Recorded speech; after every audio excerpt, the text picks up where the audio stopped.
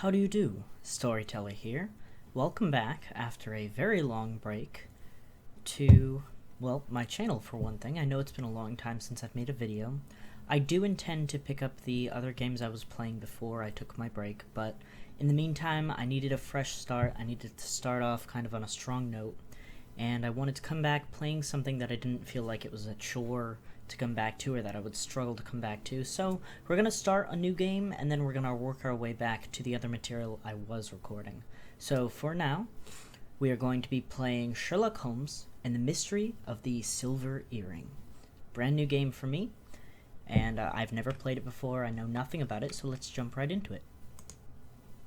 Dear Mr. Holmes, please let me thank you one more time for your help in solving the case of the Turkish medallion.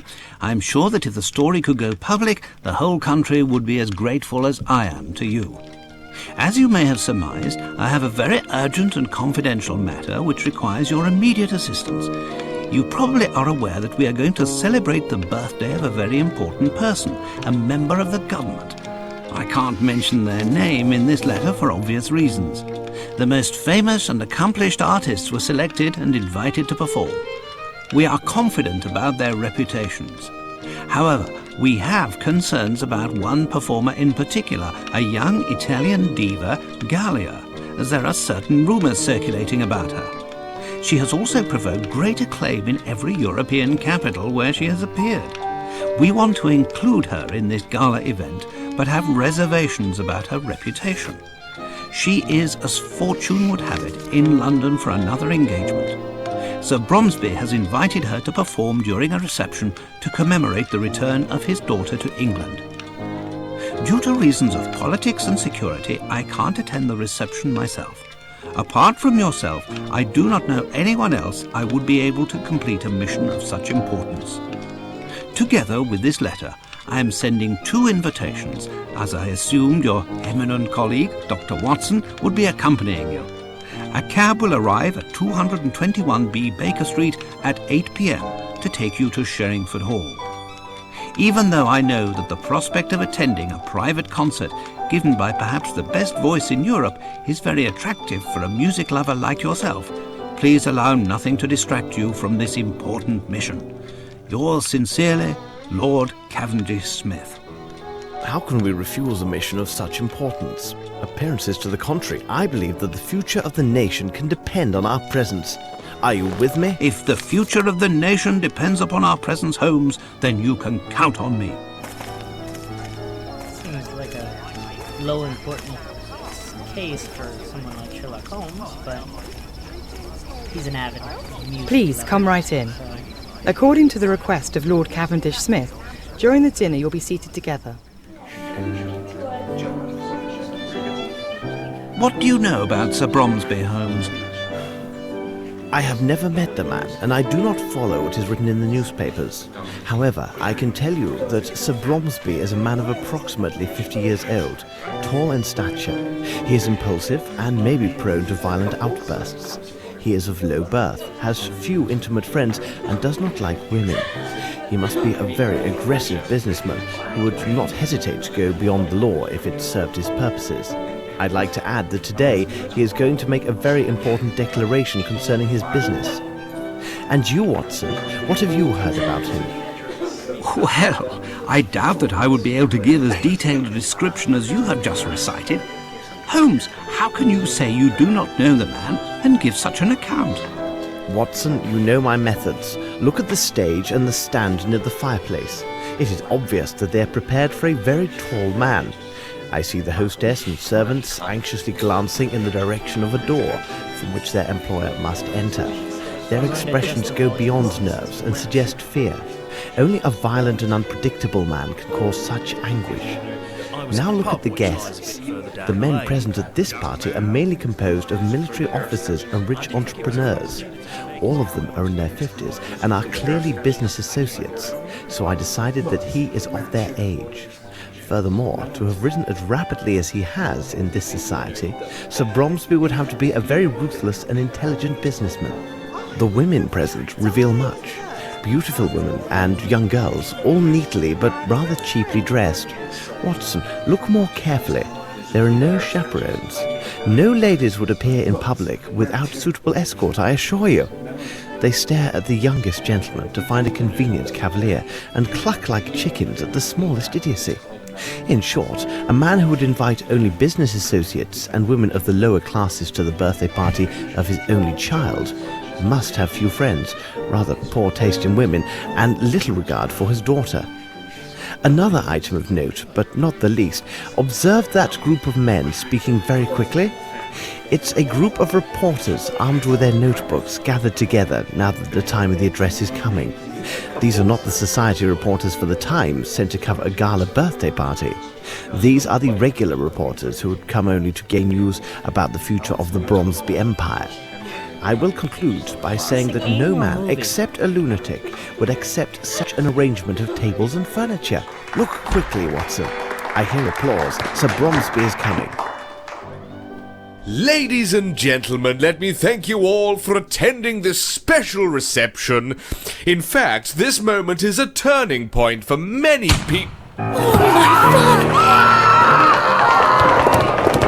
Watson, quick! Tell Miss Lambert not to allow anyone to leave and to send a man for the police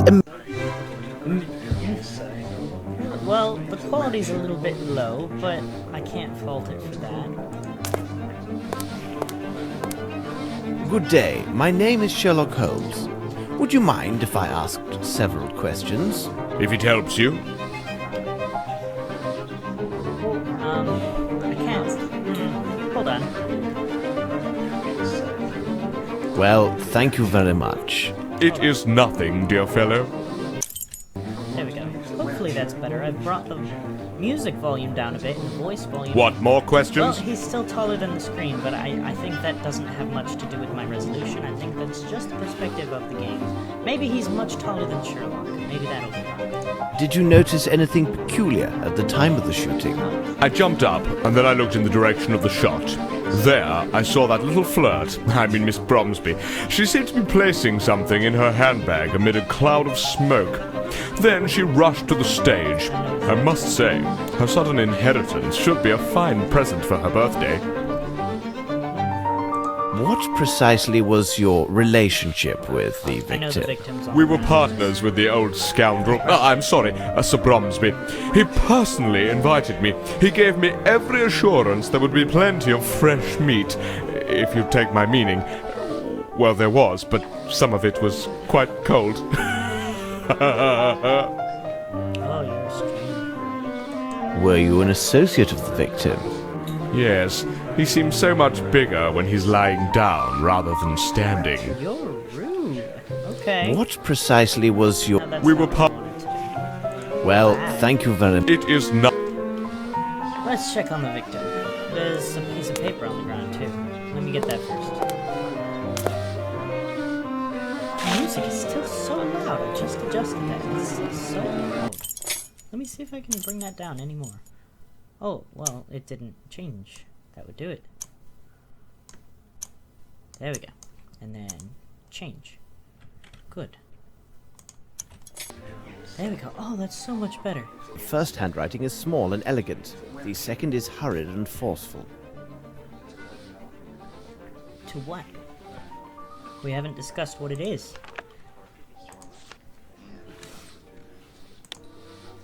Program. The speech. Acknowledgements. If a notable person is present, do not forget to acknowledge them. You welcome your daughter. You then invite her to enter the ballroom. When she is on the stage, you make your speech for the journalists. Don't forget the villager and the serpent. The villager and the serpent. Shooting at pigeons isn't mentioned in program. Miss Lambert added this at the last moment. Don't forget to mention this. Shooting at pigeons isn't mentioned. Shooting at pigeons? Well, that's bizarre. Shooting at pigeons. Excuse me, if I may. I am Sherlock Holmes. What do you wish to know? Oh, I must ask, who are you? I am the doctor from the village near the hall. okay. Is he still breathing? He died instantly. Where is the bullet? It's still in the body. I must obtain police authorization to extract it. That's fair. Thanks, Doctor. Never mind. Interesting. Alright. Well, how do I navigate? I think, can I go this way? I haven't played a game like this before that's solely point and click.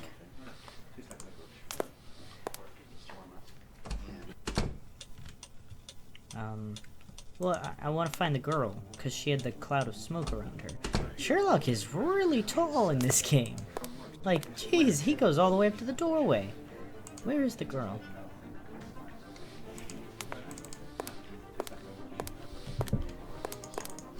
It is fairly smooth animation. Everybody's a little bit stiff, but it's not as choppy as some of these point-and-click games I've played.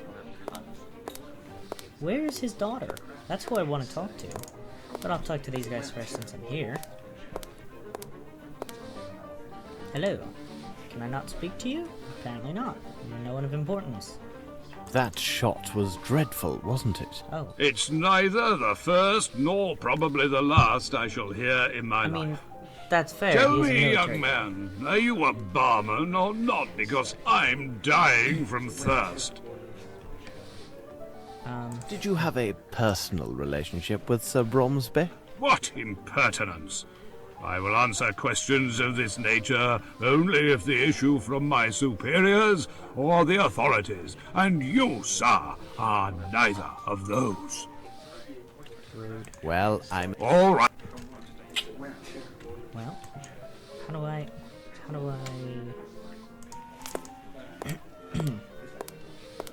talk to this guy? Excuse me, could you answer some questions? You're quite welcome. Where were you at the moment this tragedy occurred? Like all the servants, I was in the ballroom. 'Twas the special orders of the old crab. In my opinion, it was done in particular to have more people there to applaud him. Cunning old bird, wasn't he? It's not very nice of your employer that just What got sort shot. of man was Sir Bromsby? I mean, as an employer. Troublesome and bad-tempered, but he paid well. If he's Are you personally Hey, well, at the he can service be. of the Bromsby family? Yes, there are 5 of us who serve in the Sherringford Hall. There are Mary and Sue, the maids, Carl, our chef, Lamb, Sir Bromsby's coachman, and myself. All the rest were brought in just for the reception. fair. And where are the rest of the staff? Mary is cleaning downstairs. Sue went to comfort some little goose who had been crying bitterly. It's rather odd because it seemed to me she started crying before Sir Bromsby was shot. And the coachman? Interesting. Lamb is at the main gate. Miss Lambert gave him specific instructions to throw out any reporters and ensure they do not re-enter the hall. However, it would not be good if he finds you've been asking questions here. Tell me, will my name appear in the newspaper? Thank you for your help. I'm apparently not My gonna pleasure, answer sir. that. It's none of your business, I guess. I want to find the daughter. The handle is twisted down. It What does smells that of mean? gunpowder. Oh. Hmm. There is Is a greasy probably where she substance on the were door shot. handle. Seems to be a sauce? Interesting. Look how tall Sherlock is. Like, he's disproportional. Or maybe just this house was built for short people. I need something. Test tube? I need something. I need something. Tape measure. I need something. Magnifying glass. Curious, this flaky ash does not come from this cigar.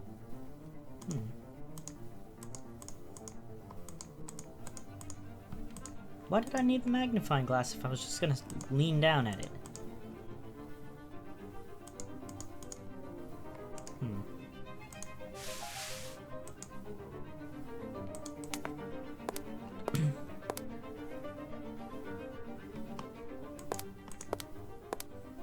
He was way taller than that doorway.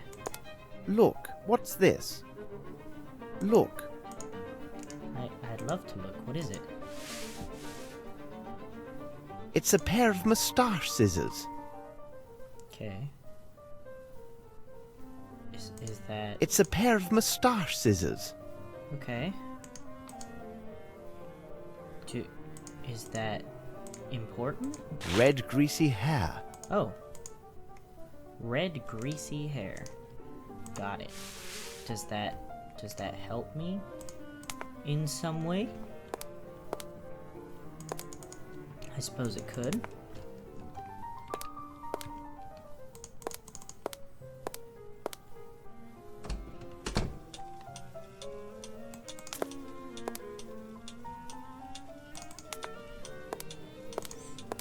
I Something on need the something. floor. Why do you need your magnifying glass to look at anything? A small box with white powder. Doesn't seem as though I can combine anything. Alright, so we found a box with white powder.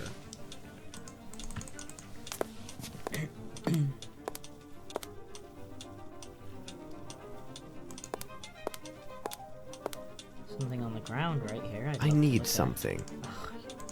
Don't need a magnifying glass to look at a purse.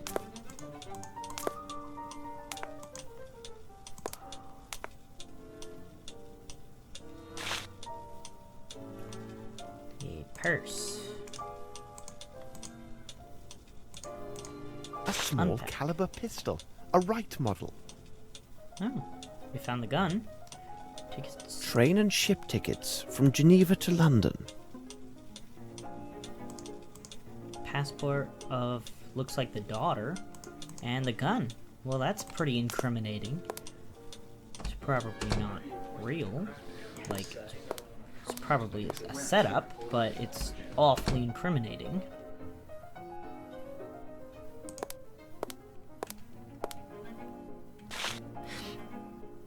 Guest list. This is a woman's handwriting. What do all these annotations mean? Annotations. Sure would be nice if you'd show me. Oh. Okay, there's strange markings next to some of the names.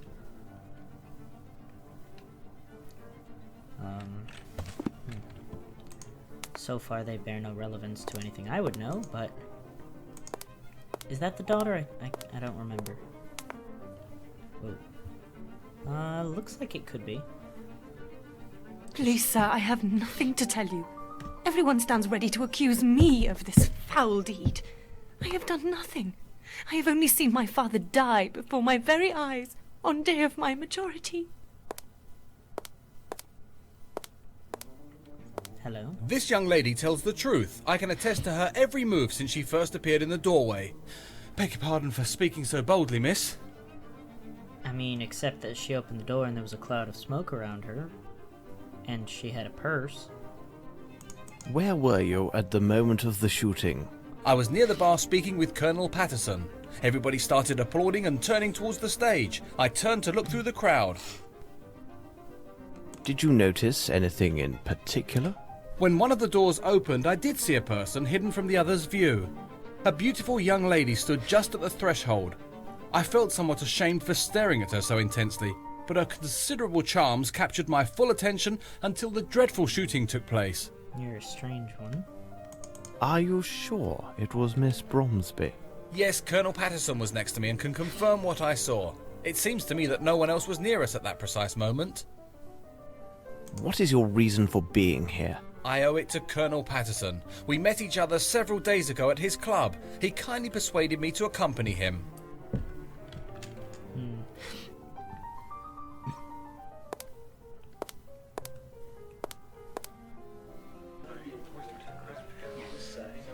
How did I end up back here? Oh, he brought me over to speak. You gonna talk to me? Ah, hello. Sir, now will you answer my questions? I am listening to you. Where were you precisely when the tragedy occurred? We had been standing at the bar until the shot rang out, and I personally remained at the bar after it. Did you happen to notice Miss Bromsby at that moment? Impossible. My eyesight is so deucedly poor that I would not even notice if a fly fell into my whiskey. Really? Yes, damn shame. But I have a fine ear. I can offer much when the questions are about sounds. I can tell you that from all the applause, that old Bromsby had arrived and entered from my right. For the sound to have carried so well, the crowd must have been parted in that direction. I will add that if Lieutenant Harrington says that he saw a flea dancing with a fly in this place, you can take it on trust. Didn't you just meet him? Is there anything else you recall? Well, hold on a moment. I do have a scoop for your tabloid. I can assure you that Bromsby was killed with a right revolver of small caliber. How long have you known Lieutenant Harrington? We met at my officers' club several days ago. A brave boy, you can believe me. What could be better than to invite him to be my guest at this reception, where he could make many fair acquaintances? Not too many girls here for you to be able to introduce him to anyone, if that was your goal. Thank you for this information, sir. Also, Colonel to you. I didn't say a title. Colonel to you. It is not the time to join, Watson. I have not examined everything. I didn't know Watson was out there. Rude. Hello. Did I already speak? I think I already I would like to ask you several questions. If I can be of... Oh, What were you doing when the tragedy happened? I was serving those two gentlemen. As I was occupied, I saw nothing. Are you one of the... No, I was sent by the Hartford agency to serve at the reception. All right. Good evening, sir. What is that guy up there standing on?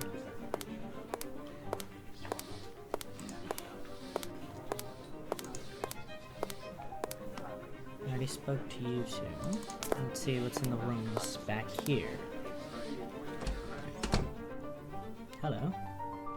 I want to talk to you some more. I don't feel like I please should leave ever me. speak to you. I will answer only to the authorities. I should reveal one of my hints. What? Let me introduce myself. I am Sherlock Holmes. Oh, Mr. Holmes, the infamous detective. We are heaven blessed by your presence.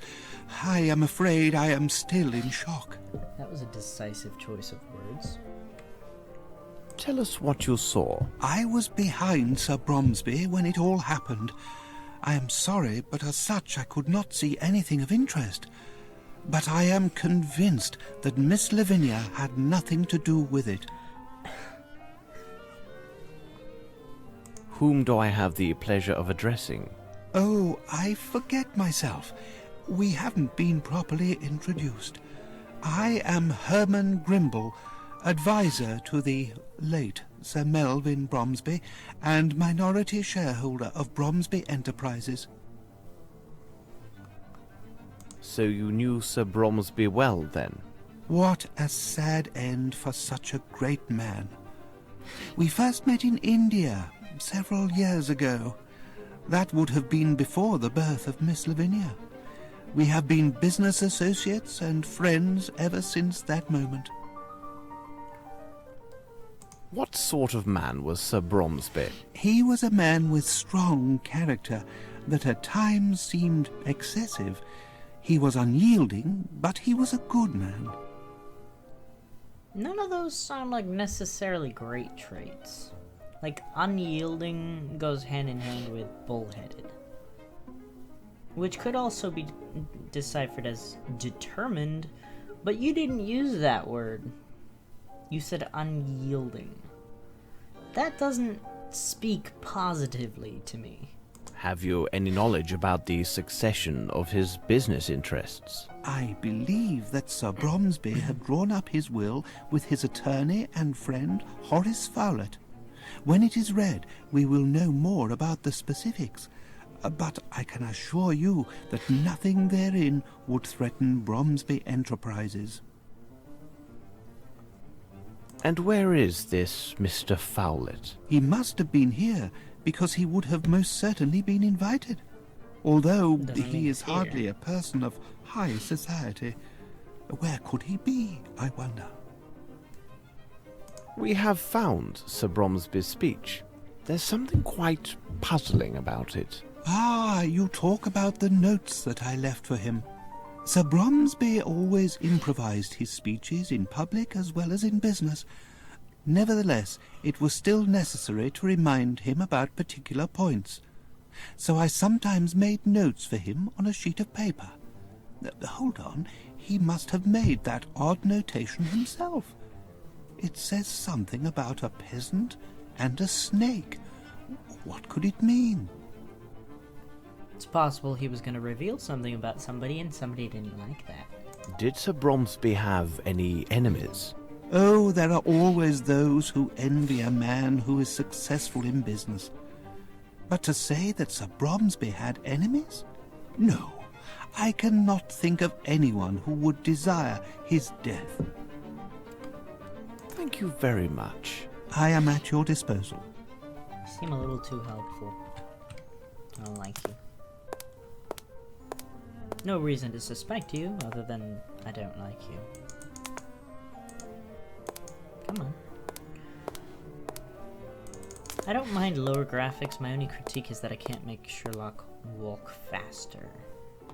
It's a little irritating.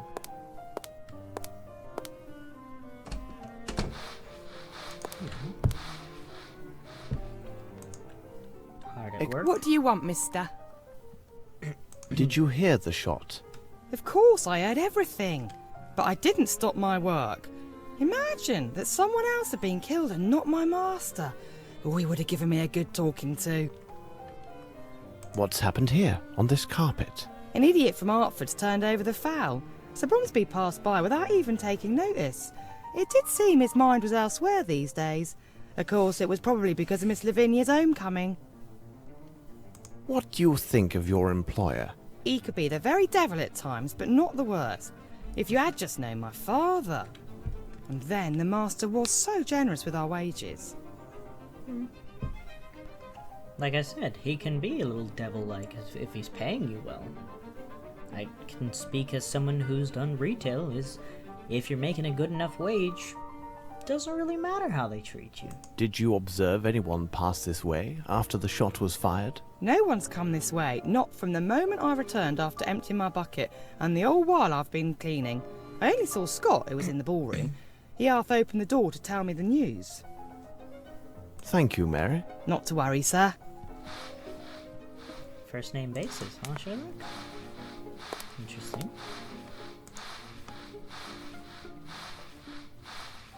Nothing of any interest here. What do you mean, nothing of any interest? You're gonna bark at me that I can't progress until I've searched everything, and then you're not gonna let me search everything. You don't know if she's telling the truth or not. Look at how tall he is compared This to the door. room was rarely used. Everything else is in order. Why are you making assumptions?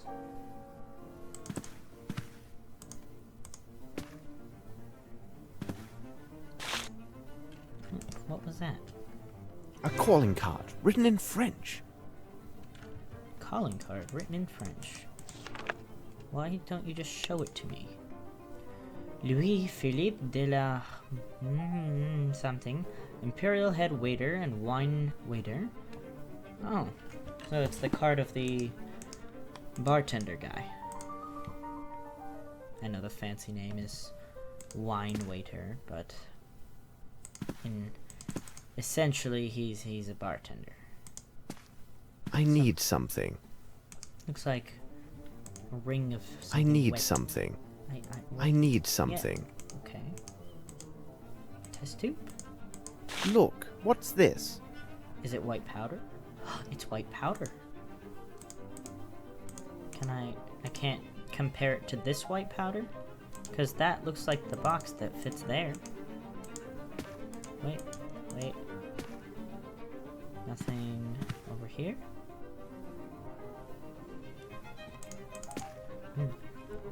Wait, there's a picture. Very interesting. What a pleasant picture. And this lady is wearing a very nice earring. Is it a silver earring? Pretty young girl. Well, I want to see it. Can I see it? I can't look at it? Well, that's dumb. Why can't I look at it? I want to look at the picture. Rude.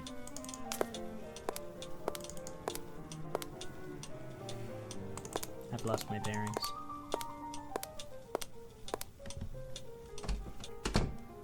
Oof.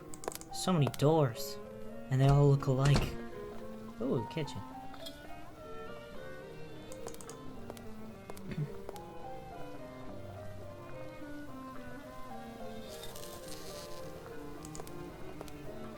Nothing of any interest here.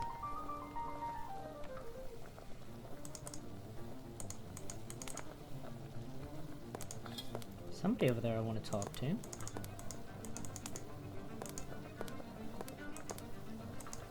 Well, how do I get to them?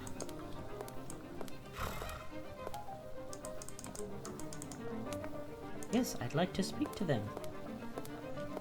Why was that so difficult? Oh, hello. May I help you? Hello? Are you aware of what has just happened? Yes, it seems that our master has got himself killed. Scott told me that much. On his daughter's birthday. And all these nice dishes. It took me so long to prepare them. What a disaster. How would you describe Sir Bromsby?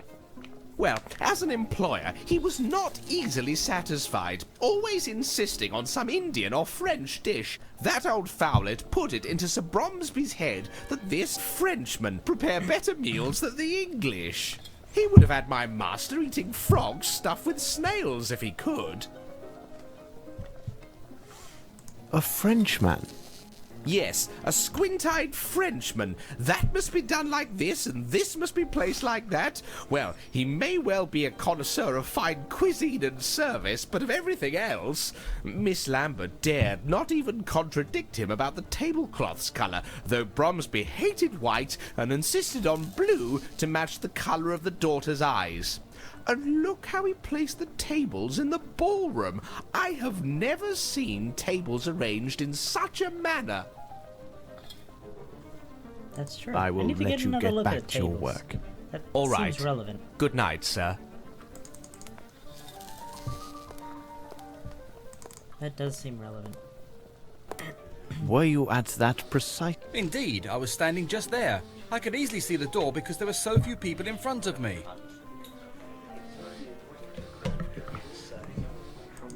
What did you do right after the shot was fired? I left the room as did almost everyone. I must leave now and make my excuses to Miss Lavinia for my behaviour, don't you think?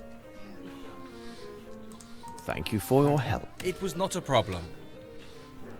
Interesting.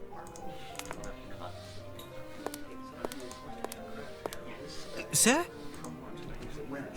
Did you know the Frenchman? Oh, he chatters on, like all the French.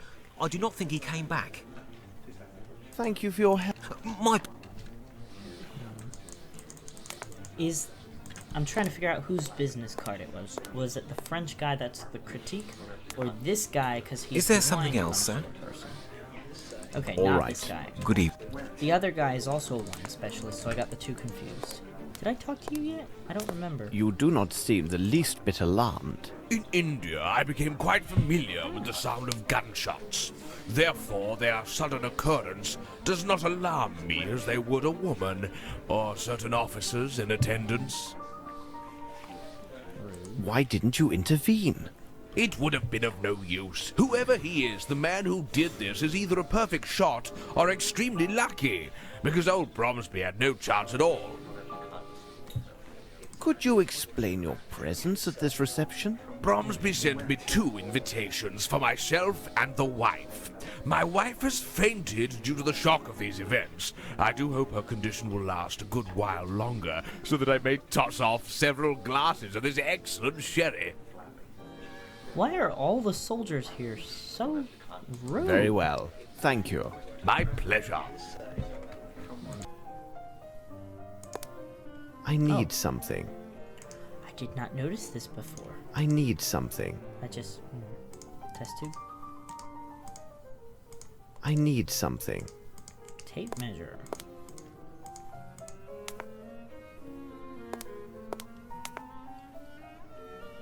It is a size 7. Interesting. Alright, well, squeaking tells me... Oh, the picture! To the future great actress, with all of my encouragement, Victoria Dupart. Dupart? She's got a silver earring.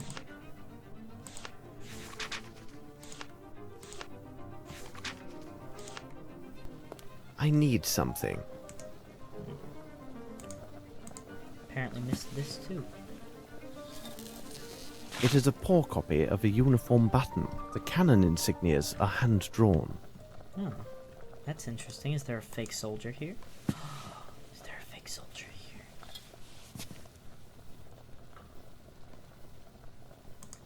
Is that a well? This is diabolically heavy.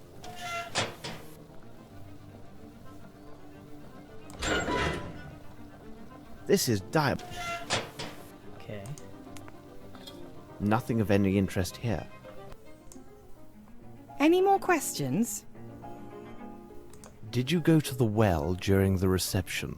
Yes, I went there once to empty my bucket, but that was before the dreadful shooting happened. Only once? I told you, only the one time. I even called out to that lout Carl not to fall asleep. Oh, he spends his time drinking in the storeroom, and I often find him asleep there. Oh, but please, sir, you won't mention any of that to Miss Lambert, will you?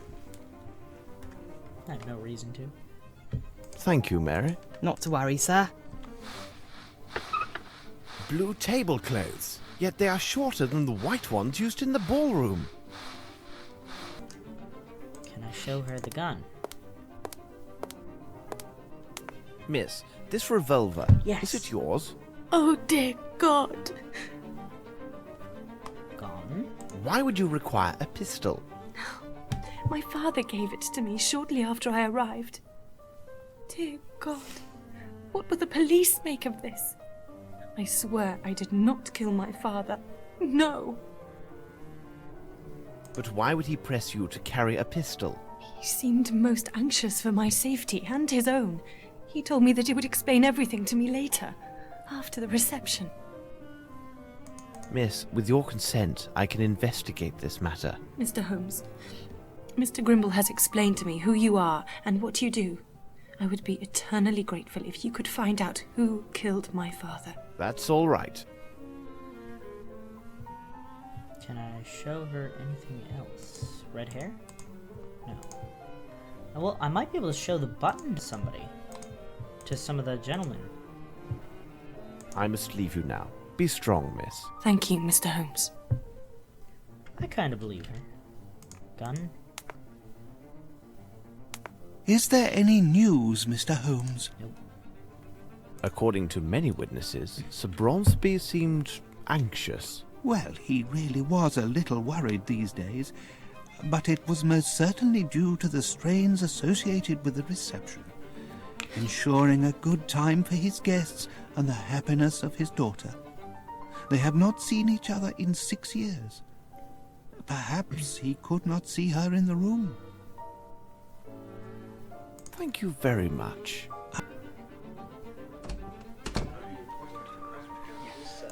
Oh, what's that?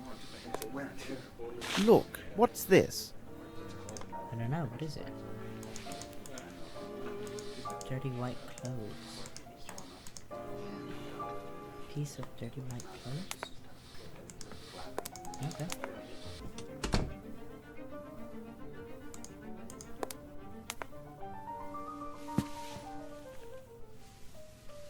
This black cloth is large enough to conceal a person. To conceal a person? How does a black cloth conceal a person? Handsome armor. Handsome armor. Handsome armor. Alright. Conceal a person. Huh? Look, what's this? I don't know. What is it?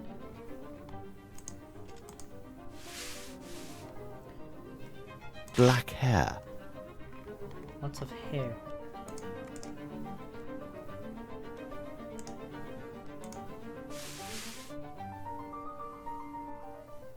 Just seeing if there's anything else here. It is not the time to join, Watson. I have not examined everything. I need something. Okay. I need something. Tape measure? The tracer powder is located at 1 meter 65 from the surface. I asked myself, what was Watson doing while I was searching the house? He was supposed to prevent people from leaving by the back entrance. Here now, watch your step. Finally. If you're a reporter, there'd better be a doctor nearby, because when I get done with you, you'll need one. Look here, my good man, I am a doctor. Dr. Watson, in fact, and believe me... Dr. Watson? Hold on. Are you the Dr. Watson who writes about all those cases solved by Sherlock Holmes? I've read all your adventures. Oh, am I playing as Watson? Who are you? My name is Lamb, Governor. I'm Sir Bromsby's coachman. Tell me, is he really that clever, this Sherlock Holmes? Look sharp, Lamb. Sherlock Holmes and I require your able assistance.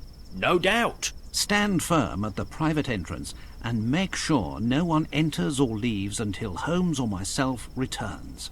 My pleasure, Dr. Watson. You tell Mr. Holmes that if anybody even steps on the lawn, they'll have to deal with Lamb. And I can tell you, there are few bold enough to dare my fists. This door is blocked. That gate is the only way in or out of here, Dr. Watson. I've already secured the other door on orders of Miss Lambert to avoid them nosy reporters. If anyone tries to make a break through the garden, they won't get past me. I leave you, Lamb. Right, I'll stand guard. That's trusting.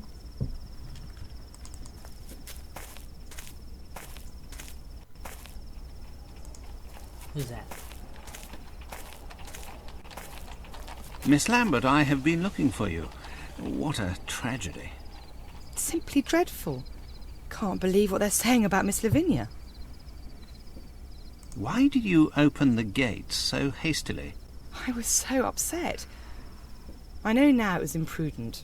I should have waited until the authorities arrived, but some of those gentlemen were so loudly insistent that I yielded. Have you informed the police? The village constable attended the reception. He left on his bicycle, I assume to inform the proper authorities. He told me that an inspector from Scotland Yard was already in the area on official business. I know nothing about the nature of his business, but I was told he should arrive soon. What sort of man was your employer? Oh, he was a great man. The people of the hall considered him to be very strict, but I think it was just his way of showing a fatherly attitude. And he dreamed of this day when Miss Lavinia would return. You have a list of guests. Oh, of course. I have a complete guest list for the reception. It's inside the dining room. I believe the police will have need of it. Well, nevertheless, I must first caution them to pay little heed to the notations I made regarding certain names. Why were these notations made? Their purpose was to note particular seating arrangements for the meal and the recital, according to specific concerns. Those individuals whom I considered to be very important were marked with a circle. What about the other odd marks? Louis-Philippe, Monsieur de la Mazardière, suggested this method of arranging the seating. He also advised me that those guests with poor eyesight and hearing should be seated so that the acoustics and lighting in their room would favour their enjoyment of the recital. So the first category was marked with a point, the second with a cross. What do you know about this Frenchman? He is from a noble family, but found himself forced to seek a vocation as a head waiter. He is so inspired and keenly sensitive to the details.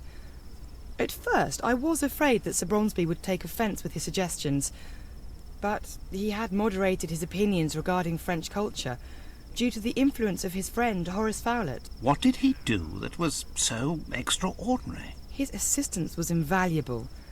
He took such concerns with every little detail. The dishes, the tablecloths, everything. He not only declined an offer of lodging here at the hall, he also deferred his wages until the end of the reception. Oh, I would be so glad if he were here now. Where is he? Where is the French? And where has he gone? He had pressing business in London. In fact, he found it necessary to visit his Harley Street physician. It seems his glasses were no longer helping with his eyesight. That's weird. You have been very kind, Miss Lambert. You are most welcome. Oh, what a tragedy. Interesting. Oh, I have the same inventory as Sherlock. Is Sherlock out here? Gyros. Are you a relative of the victim? No. In truth, I always mocked Sir Bromsby. I am upset because my friend did not arrive as promised. As beautiful as she is cruel, apparently. Do you work here, miss? Yes, my name is Sue. I am a maid for the hall. This resolution is so weird. Where were you when these tragic events took place? I was serving when it happened. I ran straight for the door, just like the others. I swear his daughter must have done it. She's such a strange one. Thank you, miss. We may talk with you again. Oh, I hope so. That was bizarre. There's a lot of people over here. Are you all reporters?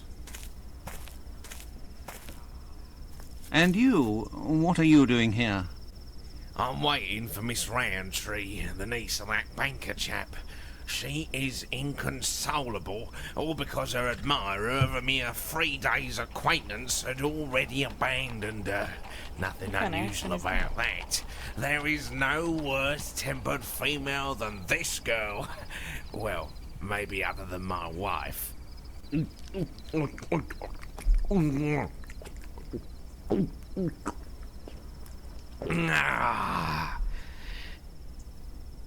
Unpleasant. You heard the shot? I just left to relieve myself there at the end of the garden, you see. Seems to me I missed a good race for the doors. Worthy of the Royal Derby. Not a whole lot of polite people Well, here. good. Cheers. For such a elegant party, you have a lot of Excuse me, riffraff. may I speak with you? Yeah, your servant, sir. Are you one of the domestics employed by the hall? No, I am the personal servant to old Satterthwaite. He is there, sitting on that bench.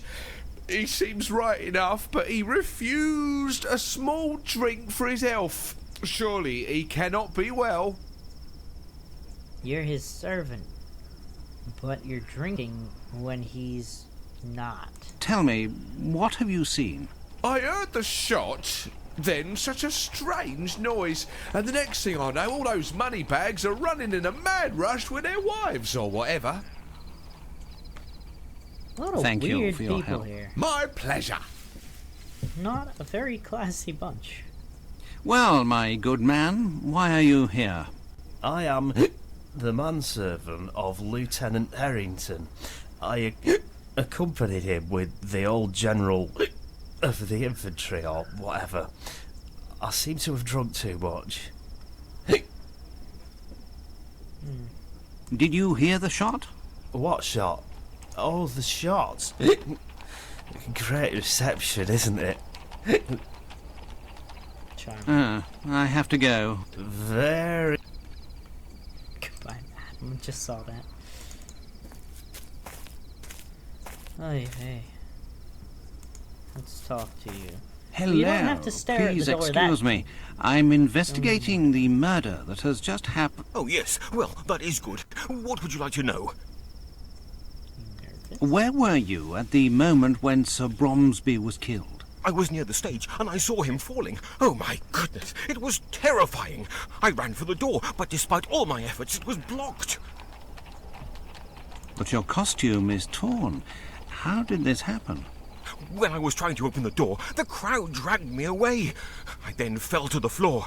I fortunately suffered no harm, but when I arose, my beautiful costume was ripped and stained.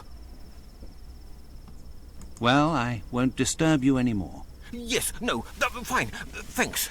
I have questioned everyone here. I'll go see if Holmes has finished on his end. Holmes, the gate! I know, Watson, but it is of no real consequence. To question all these people would be a tiresome activity and would be of no value to this inquiry. Such ordinary inquiries are best left to the police. They have their purposes. As you like, Holmes. Now, Watson, to put your mind at rest, I can see that you have done well in my absence by placing the formidable coachman at the gate. I also imagine you have already spoken with Miss Lambert? Yes, and some other people too. Hold your report until I return to Baker Street. Meanwhile, be a good man and look to the gate. I must be informed the moment any official arrives. As always, I depend on your able assistance, Watson. Where did everybody just go?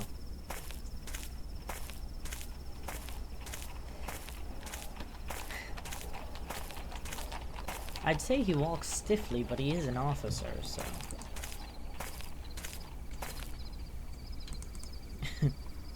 Okay, can I not speak to him?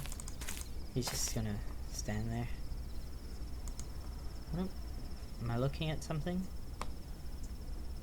I guess not. That was a weird perspective. Where can I go?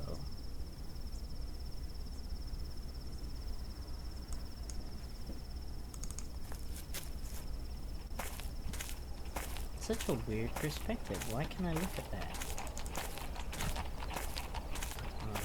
Oh. Alright. Can I not speak to him? No? No speaking. I guess that door is locked and he's not letting me in. Okay. Well, oh, okay. Oh, here we go. It's such weird placement.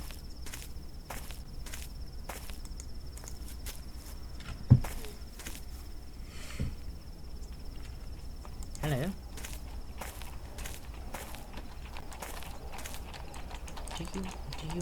Do you mind? Oh my gosh, that's glitzy. Okay. Oh. Now you're gonna listen?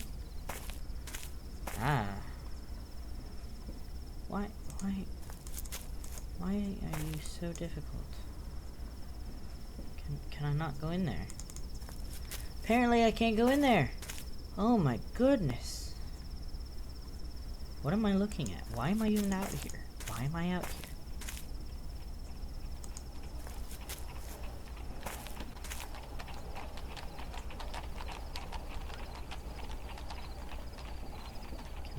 Can I go back in? Is that a thing I can do now?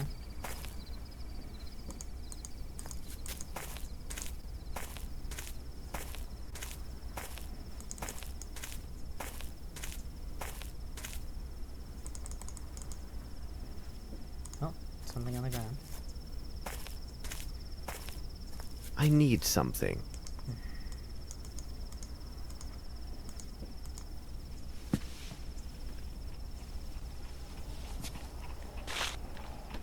I need something. I need something. It is a size 7. Ah. Why are you making that awful sound? Cigarette butt. Interesting. Okay. Is that all?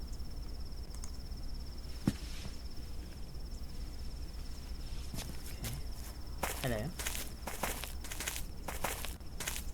Oh. Inspector Lestrade. Holmes! Good day, Lestrade. Your haste deserves comment. One could say that you were right to hurry here, as this case is one of great complexity and challenge. Do not worry. I think that you will manage to get back to your mother before the dinner hour. In the name of devil, Holmes, you go too far. Do you spy on me now? How do you know I've been to my mother's? Dear Lestrade, it is really quite simple. I must admit my mind has been stimulated by the main course, which would be this unique case. However, I sometimes enjoy a light snack of the details which surround it. Observe, we are in the middle of the countryside, and you have some fresh yellow pollen, but only on your right sleeve. This implies a recent gift of flowers. It is a gallant gesture, but surely a meeting with the fairer of our species would take place in London. Considering the promptness of your arrival, it must have been a bouquet of flowers you took to someone who lives in this area. I presume that you have family living nearby, and I would think only your mother would warrant such an attentive gesture. There is a fresh dab of fat at the corner of your mouth, as well as on the bit of handkerchief visible from your pocket. This is consistent with a recent meal of a big piece of steak. Who would make a policeman swallow such a substantial meal at this hour, and when a crime has been just committed? It could only be a mother thinking about the hard task awaiting her child. Well, Holmes, when you explain it like that, it really seems quite simple. Good show. What about this Bromsby murder? A unique case, as I've already noted, but any supposition would be premature until we consider Dr. Watson's report, as well as your own findings. Miss Lavinia has asked that the esteemed Dr. Watson and I give this case our full attention, though I doubt she is aware of all the implications of this case. Lestrade, you can find the victim inside, and I recommend calling upon his solicitor, Mr. Horace Fowlett. Mrs. Hudson is cooking a roast tomorrow at noon. Why don't you be our guest, and we can share our discoveries? What do you think? Watson and I must take our leave, as there's much to be done at Baker Street. Are you coming? Let us return to Baker Street. Baker Street. Oh, so nice. Why did you change outfits on the way to Baker Street? Everything is well noted. Watson, bravo. Now we changed it. All of these elements will be a great help to us. As for myself, I have already told you everything that I know, and I can tell you nothing more until I receive answers to the messages I've sent with Wiggins. Now I must return to my experiments to test my theory regarding the substance I found at the scene of the murder. Meanwhile, I suggest you look through the books in the bookcase. Information that you find there might prove very useful in resolving this case.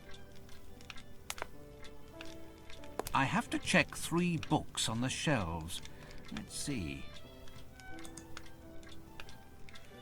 Glad he had nothing to say, because he could not get a word in edgewise. Blah.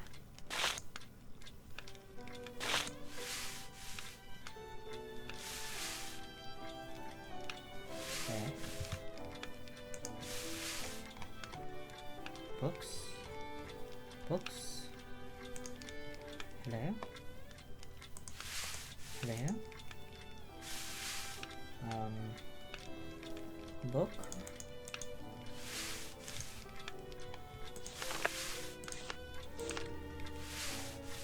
It's a very close interaction there. Book. Ballistic science. Thus, it is easier to derive information about the author of the revolver. A revolver shot if we know that they had aimed with great care. The situation is ideal if the shooter was in an enclosed space. Under pressure, a portion of the powder normally adheres to the walls at the level of the shooter's eyes. It is enough to add approximately 15 centimeters to the height of the powder marks to arrive at an approximation of the shooter's stature, accurate within 1 or 2 centimeters. That seems subjective. After authorization, this local herb is mixed with tobacco leaves in the manufacture of cigarettes, primarily at the Sherlock Company. It is unlikely that this particular blend of tobacco would be found any place other than Brazil or outside the Amazonian basin, primarily because of the calming effect of the tobacco mixture is a significant cause of industrial and agricultural decline in the production of this tobacco. That's a weird statement. It is common to encounter a Brazilian peasant, rude, who indifferently watches a bird steal the tobacco seeds that he has planted in the ground. Invariably, you will also observe a small pile of flaky ash characteristic with this tobacco near his feet. Well, that's rude, but we found the flaky ash, I suppose. A book about footprints. We can deduce the height and mass of any individual through a simple examination of their footprints left upon the ground. This is possible even should their stride be unremarkable. The stride is often shortened when an individual is moving with great caution to avoid detection, either prior to or immediately after having committed a crime. This hypothesis corresponds to almost every case. There are some exceptions. False conclusions are possible when the person who has left the footprints comes from a region of the world where the morphology in regards to his feet is unusual. Consider the Chinese tradition imposed upon females born of noble families. They are compelled by such tradition to have their feet bound and squeezed from a tender age until the day of their wedding. What possible correlation is there between these statements? Here is information which could be really helpful in our investigation. These Chirapaki cigarettes come from Brazil, and they seem to contain narcotic substances. What might they be? I need to analyze the evidence found at Sherringford Hall. A piece of white cloth, a small box, various powders, and finally the hair. Let's get to work. I need to analyze the evidence found at Sherringford Hall. A piece of white cloth. To analyze the nature of these stains, I must first soak the cloth in a solution of soap and water. Well, soap break down the integrity?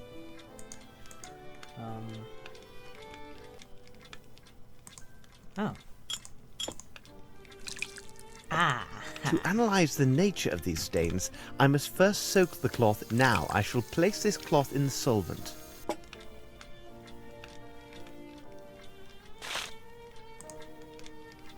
Now I shall place this cloth in the solvent. Now I shall place this cloth in the solvent.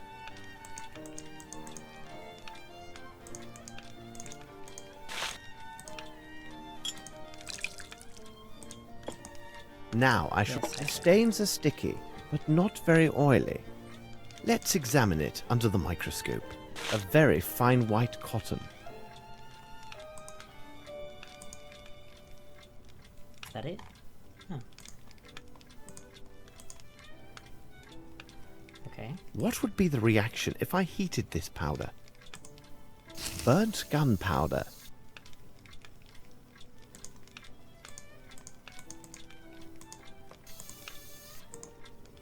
Let's examine it under the microscope. A man's hair.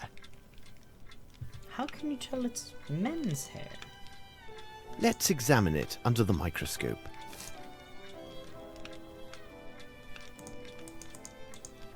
Let's examine it under the microscope. Let me study this more closely.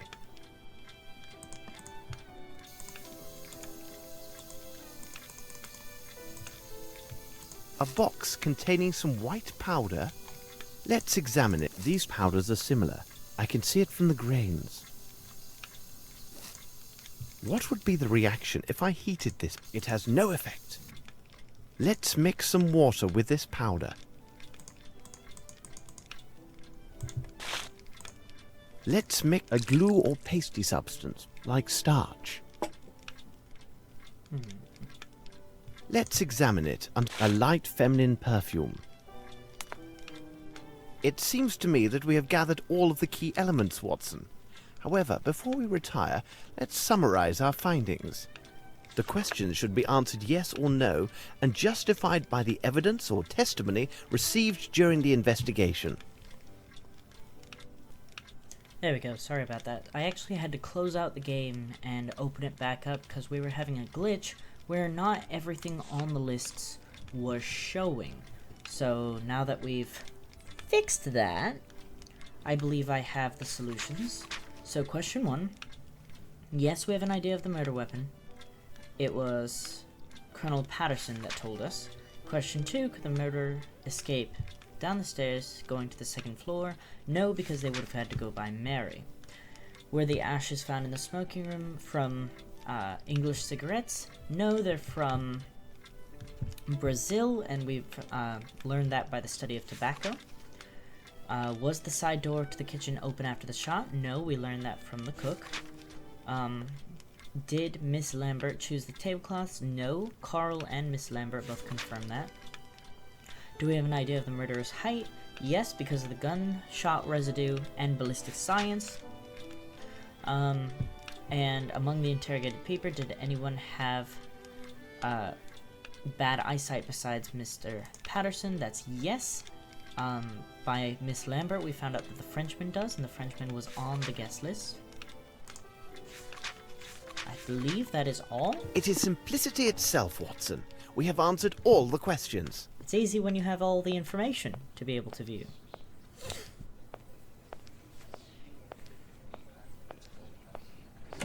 My dear Lestrade, I congratulate you on the precise quality of your notes. It is true that you have missed everything of importance, but you have spared me the trouble of eliminating the trifles and pointed me in the right direction. Ah, I hear familiar steps on the stairs. Please be seated, Watson. You must be famished. I must read the... Dang it. I was... Okay. I would have never figured that out. Apparently, Lestrade gave us some notes that we're supposed to be reading. The crime. Report on the investigation. The case of Sherringford Hall. Lestrade, blah, blah, blah. Excuse me. Slain by a single shot, blah. Wait, what? Upon his daughter's return, horrific act. Presumption toward the daughter, got it. Instrument of the crime, bullet extracted, revolver found in her purse. Originated from the doorway where she appeared.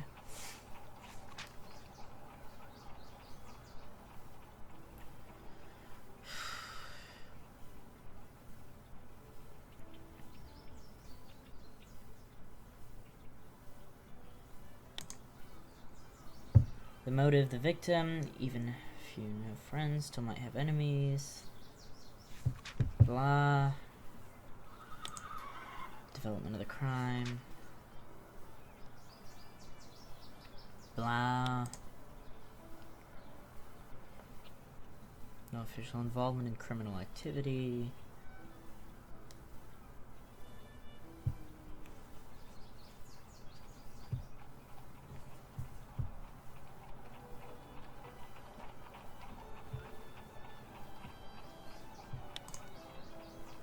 Dear Sherlock, here's all the information we know about the late Melvin Bromsby.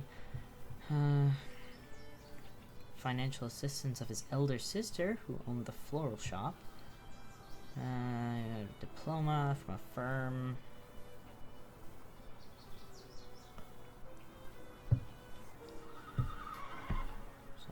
Courted Carlotta Campbell, the second daughter of Colonel Campbell. It's a lot of information. One of the wealthiest contractors in Britain. Good luck on the case. Okay. I don't think there's All anything this is very interesting. According to the evidence, it seems that the shooter was not in the ballroom or the corridor. Where was he then? That's not what I got. Are you finished, Watson? Shall we go? Let us return to Sherringford Hall.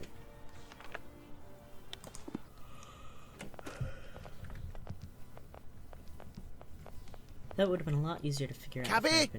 if I had heard all of the information said, instead of accidentally skipping it, because I was trying to adjust my volume. Why is she floating? No, I won't worry about it too much. Ah, you've decided to unlevitate. Sirs, please, go right in. Please wait here, gentlemen. I will see if Miss Lavinia is receiving callers. She's in her room. She better be. She's being investigated for murder. I just saw the hand. Oh. Well, let's look around the ballroom, now that it's been picked up a little bit. Been kind of cleaned up in this room. Oh, wait, that wasn't there. A handbag of Lavinia Bromsby. I do not favour ransacking a lady's personal property, but I think she will be understanding. London A programme Opera. for the London Opera. And Harrington's letter. Oh, scandalous. Dear Miss Lavinia, excuse my boldness, and do you believe in my most sincere condolences and honourable affections in this terrible time. I cannot excuse myself if I will allow to face all of this on your own. I ordered my valet to move my possession to the Queen's Arm, which is the nearest inn to Sherrington Hall. I would be greatly honoured if you would allow me to make myself useful to you. At my new lodgings I am but a few minutes away should you require my assistance. I took care to forget my gloves at your mansion so that my visit to call on you would not invite any undue speculations or gossip. Well, alright. And then the opera. There was wasn't there an opera list?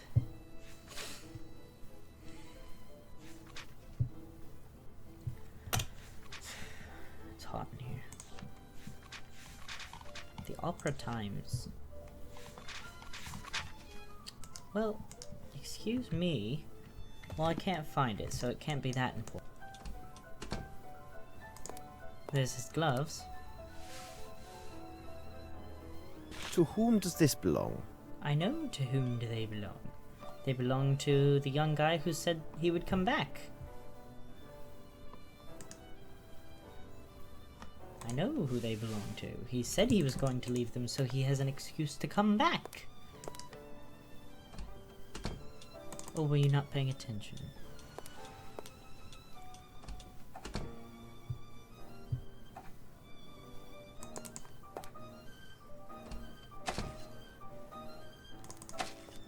Hello. May I come in? Well, oh, take that! Pardon me. It is already quite dead, you know. No, you frighten me! I have a case of the nerves, you understand. I cannot find my bottles. On the table? No, not those! That is a poor vintage. The 2 bottles that the old crap, God rest his soul, ordered up from London for the party. Both were 18-year-old whiskey, perfect for the digestion and the heart's sorrows. And who could have taken them? I'm sure that the barman from Hertford stumbled them. Who else would know to take those particular bottles over the others? Very good. I will leave you to your chicken then. That's it. I've been known to take out my aggressions on the cutlery and the cookery. Okay.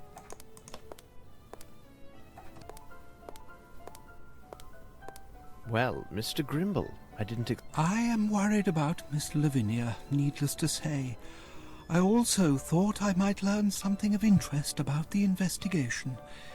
This difficulty, if it persists, can do great harm to the business. Sir Bromsby and Miss Lavinia had rather strained relations, it seems. Well, Sir Bromsby and Miss Lavinia have never got on very well. Of late, their distance had grown due to the influence of several incidents. What sort of incidents, precisely? I do remember one instance in India, where Sir Bromsby attacked a friend of Miss Lavinia. He was our native cartman's son. It seems he spilled a jug full of water that was intended for Sir Bromsby to wash his face. Bromsby began cursing and thrashing the boy before his daughter's very eyes. Miss Lavinia took her friend's part and spoke to her father most rudely. The devil, you say? What occurred next? There is no one in the whole of India who would have dared address Sir Bromsby in such a manner. He stayed closeted in his office for the entire day. The next day he fired the carter. But despite these incidents, I am still sure that Miss Lavinia sincerely loved her father. I'm sorry, but I have to go. All right, as you wish. I shall remain here. Oh, she's back.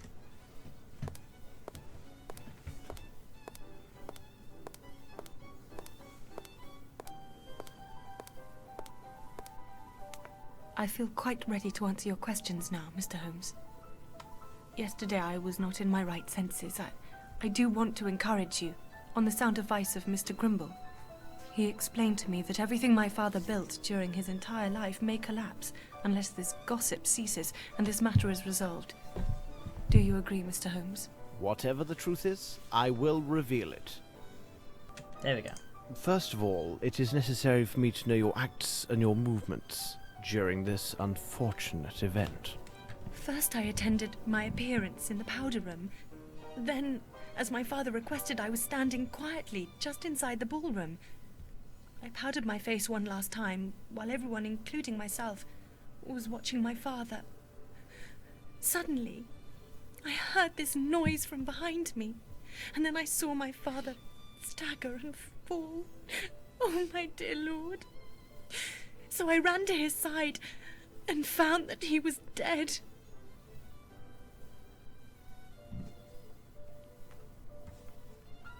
What was your relationship with your father? We barely saw or even wrote to one another for 6 years. But the father that met me upon my return was not the man I remembered. Something in his eyes had changed. There was a wariness there, and perhaps even some unexplained anxiety. Forgive me, but it seems Lieutenant Harrington has made himself responsible for your care. Oh, he has proved himself to be most gallant and considerate. I have no friends here, other than Mr. Grimble. Mr. Harrington neither requested nor expected any recognition for his kind interventions, and was most attentive yesterday evening. I'm sure. Thank you for answering my questions, miss. Oh, it is me who should be thanking you. As I mentioned to you before, if this investigation is to proceed properly, it'll be necessary to examine your father's personal documents. May we see his office? I suppose Sir Bromsby kept his papers in this drawer. Watch out! Good God! It must be one of Fowlett's inventions. Sir Bromsby mentioned he had asked his lawyer to devise security measures to protect his private documentation. I remember now that Fowlett has a unique passion for mechanizations and automatons. I had no idea what kind of devices he had created. Inspector Lestrade, I give you leave to tend to your appearance. I doubt you can return to the yard in such disrepair. I will now examine this room according to my method.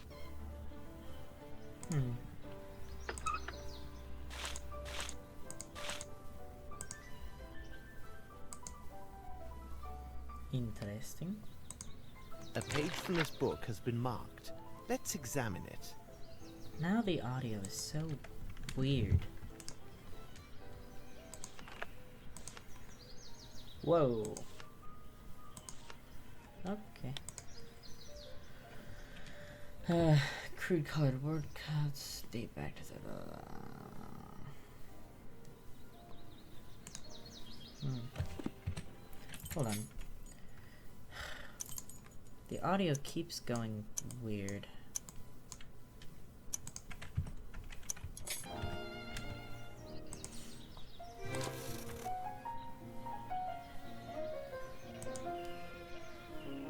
I need something. A Masonic symbol, no doubt.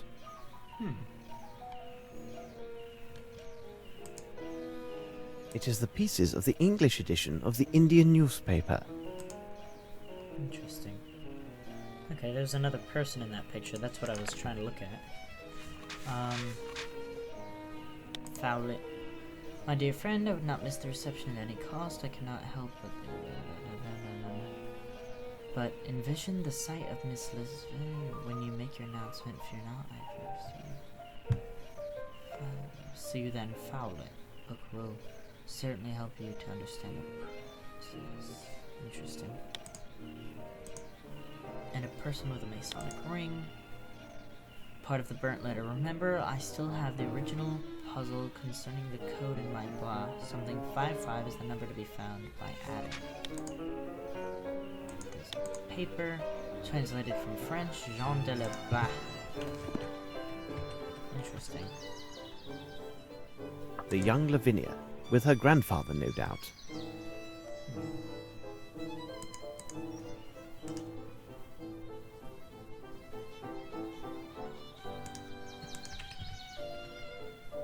Fascinating.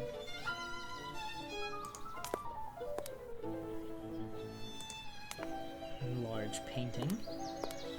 A remarkable portrait of the late Sir Bromsby. Ideal spot for a hiding place. Obviously impossible. Obviously impossible. Oh, so I don't have... It wouldn't let me guess.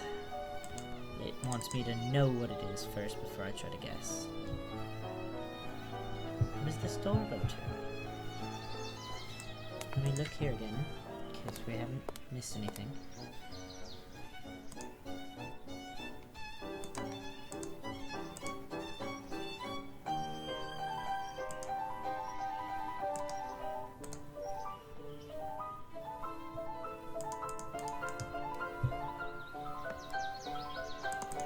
Not missing anything. Oh. This bridge is quite impressive. It must have been a considerable undertaking.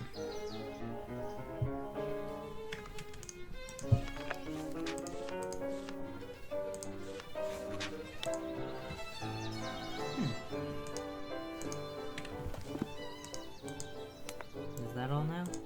Are we done? Oh. Look here. This message just came for me. 2 days ago, Mr. Horace Fowlett was seen leaving for the North Country. The constable for the town of Flatton, where the solicitor resides, obtained this information from Fowlett's neighbours. I have a bad feeling about this, Watson. What would you say to a short jaunt to Flatton to finish off our day? No objection at all, Holmes.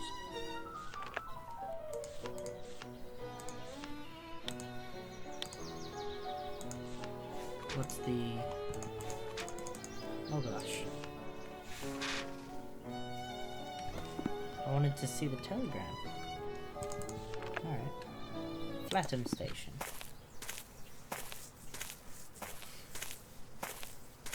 Come on. Cabby! Cabby!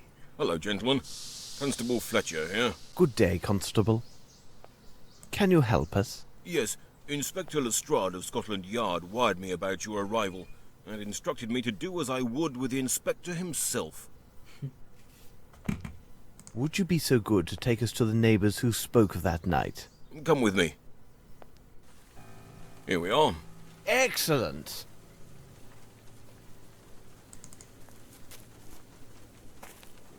Oh, I didn't see it. Graham, this is a detective from London. He would like to hear what Mr. Fowlett told you that night. So Mr. Fowlett left? Yes, he made his departure the day before yesterday, in the night. Not that this is the first time he's behaved in such a way. Anyway, he's not like others, and it didn't seem odd to see him leave at that hour, despite the heavy downpour. And how is he, this Fowlett? I'd call him an eccentric, you see. Not that I have anything bad to say about the man. His place is full of baubles with springs and mechanisms.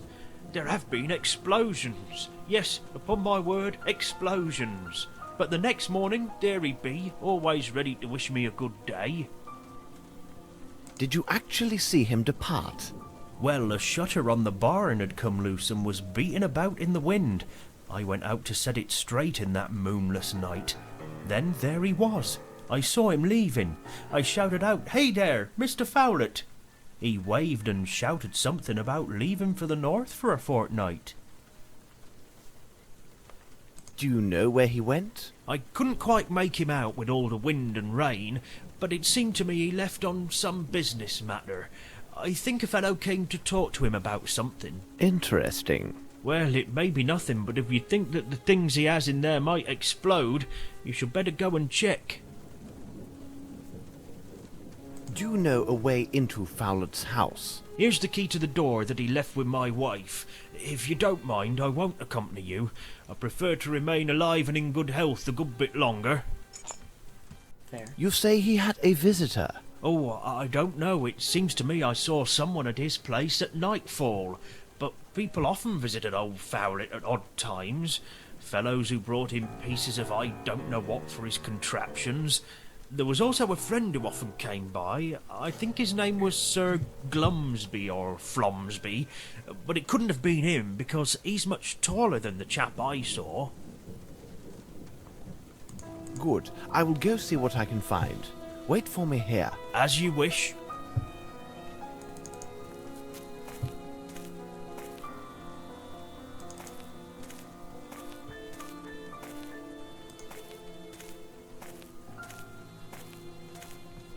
Closed. Closed. Yeah, I have the key. I can't enter like that. Like what? Yes, Mr. Holmes? Constable Fletcher, I must ask that you allow me to enter alone. Do you agree? Yes, Mr. Holmes. And now, Watson, if you could be so kind to return to the station and speak with the station master. Question him until you are satisfied that you have a detailed description of the party who took the last train to the north 2 days ago. My pleasure. As soon as you are done, please return here. Keep close watch, for I may need your assistance inside. Wait for us. All right. Is that all I needed? Is just permission after he gave me a key?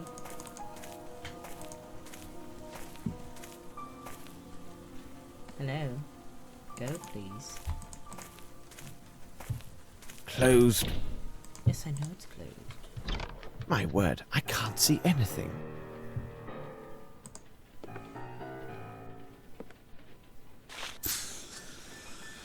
Uh-oh. Ah, Fowlett liked his jests.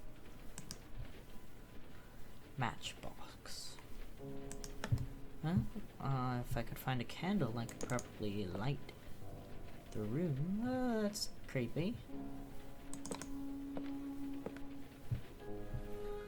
He is eccentric, isn't he?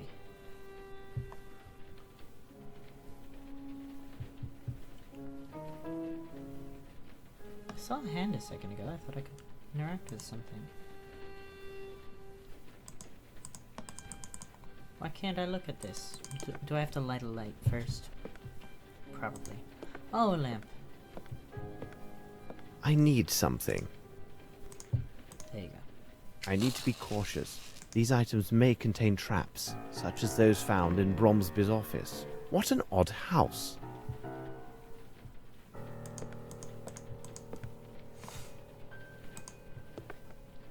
These paintings are from the town of Epinal. How do you know?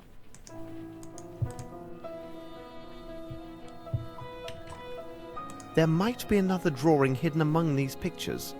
Let's examine them carefully. I guess I can come back to that. Ooh. I need a token to play this automaton.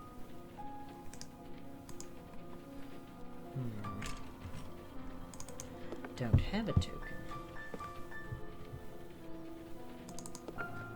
Something on the floor. Look, what's this? I don't know. What is it? A wooden toy?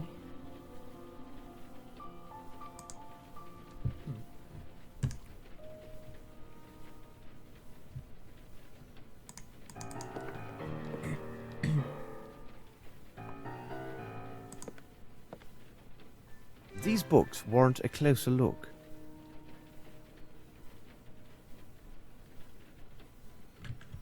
Which books? Oh gosh. Poetry. The Villager and the Serpent. Aesop tells of a peasant, charitable but not too wise. Charity is a virtue, but be careful toward whom. There's no point showing it to ingrates who seal their own doom. A pheasant and a serpent. The very symbols found on Sir Bromsby's speech. peasant, not pheasant. Stupid. Kitchen. Small, very humble kitchen. Is there nothing to look at?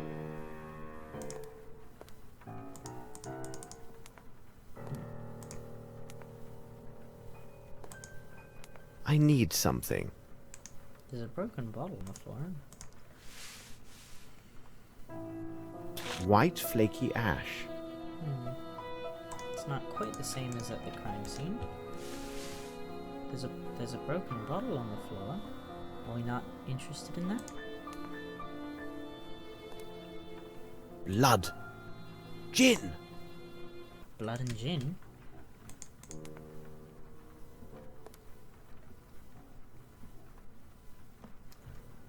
Okay.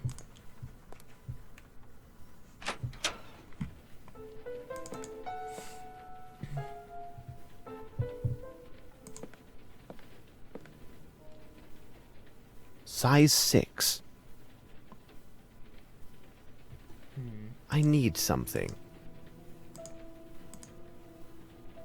It is a size 7. Oh, size 7 was at the crime scene. Stop doing that. Oh. Soil under empty hooks of clothes, tree, shoe with flat sole, size 7. That's a weird note. Okay. Oh, there's more doors over here. I didn't notice that. I can see a faint gleam. That's always good. My word, I can't see anything. My word, I can't see anything.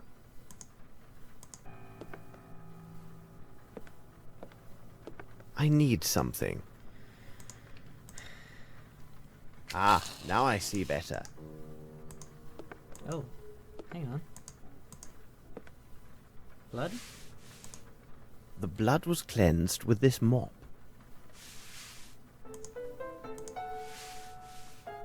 The blood was cleansed with this mop. Okay.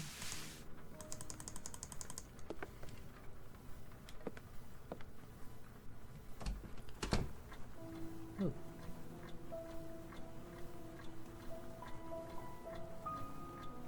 Oh, is it? I hear a clock. It sounded so realistic. I'm almost not convinced that it's in my headphones. It sounds real.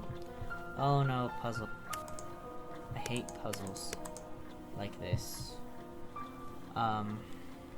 It's like Sudoku. Oh! Is that a token? I think I got a token. I got a token. Or a counter? A counter? Oh, that took... Fowler created this device to most likely perfect his invention. Oh. Fowler created this device to most likely perfect his invention. Very interesting. Is it propped open with a screwdriver? I need something. I need something. I need something. What do you need? I don't know. I need something. Can we be more specific? I need something. I need something. Well, I don't know what you need. I need something. Probably a key. It looks like a key, but not the front door key.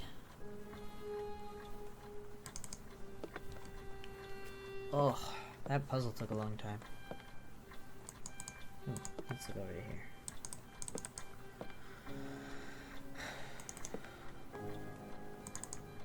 The pillow is missing. Maybe he doesn't sleep with one.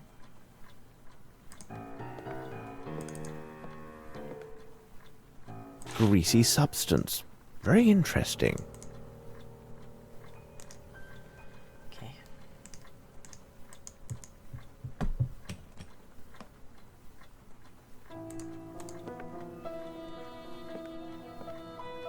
There is Fowlet. He is not tall and appears to be quite obese. Rude.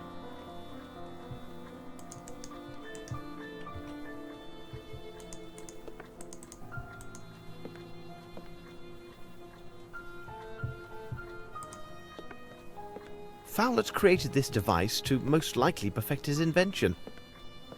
I need something. I shall select a card to find the logical sequence of what this automaton displays. Okay, I'm gonna have to close my camera for this one so I can see. What card do you play? You won. Okay, I do not understand that. That was just a matter of trial and error right there. 'Cause that makes no stinging sense.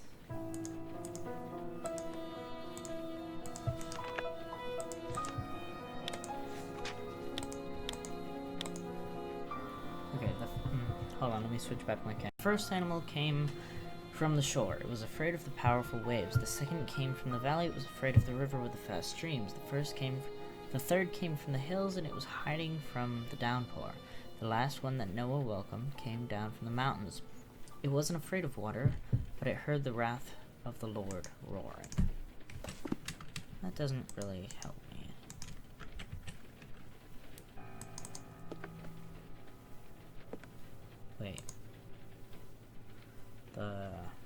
Wait, is that to help me with this? 1, 2, 3, the fourth animal.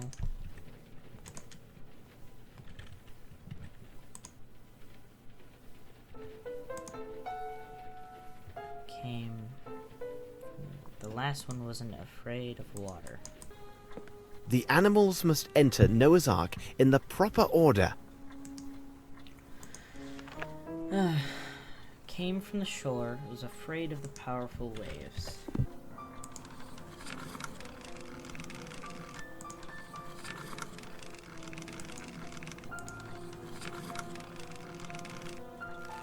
It is elementary. Someone tried to force this safe. Elementary.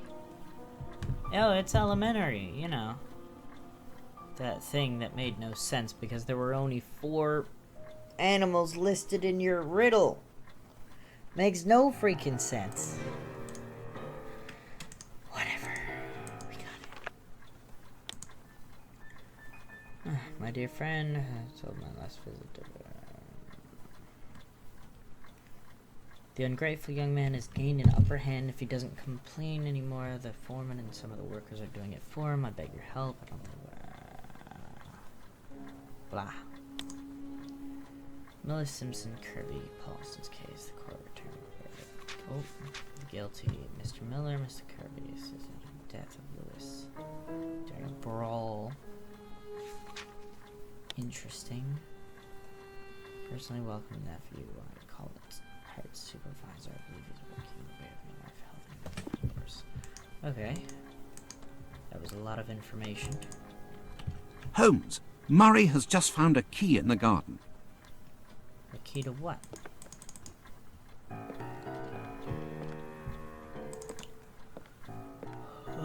Maybe to lock the door in here.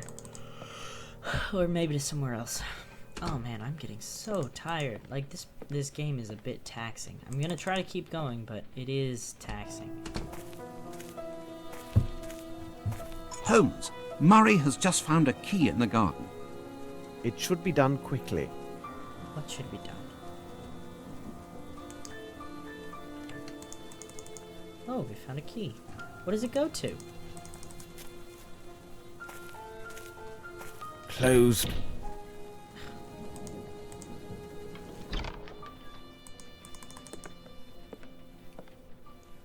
Technically, we do have permission from the authorities to be in here. He is a suspect in a murder.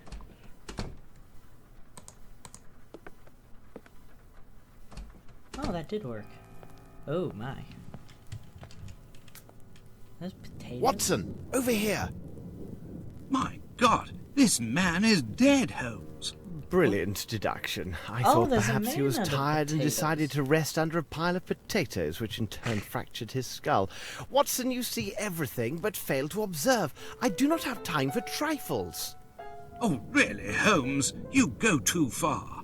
Watson, tell Constable Fletcher to contact Lestrade with all haste. Now, I'd like to look around the house. All right, Holmes. I didn't even see there was a body there. I just saw potatoes. I didn't realize that was a body. I need something. You need a potato? I need something. I need something. Oh, we're measuring. Size 6. Not. Stop. Why would you do that?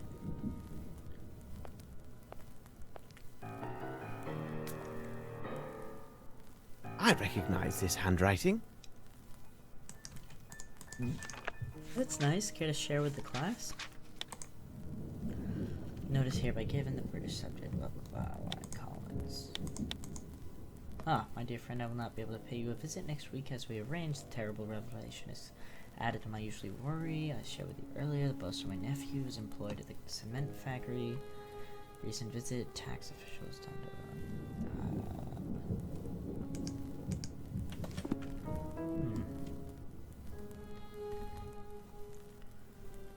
potatoes. Why does it look like there's blood on the stairs? The station master assured me he clearly saw Mr. Fowlett board the last train to London. But as Constable Fletcher can attest, the body in the cellar is without question that of Horace Fowlett. Do you have the station master's statements there in your notes, Watson? Of course.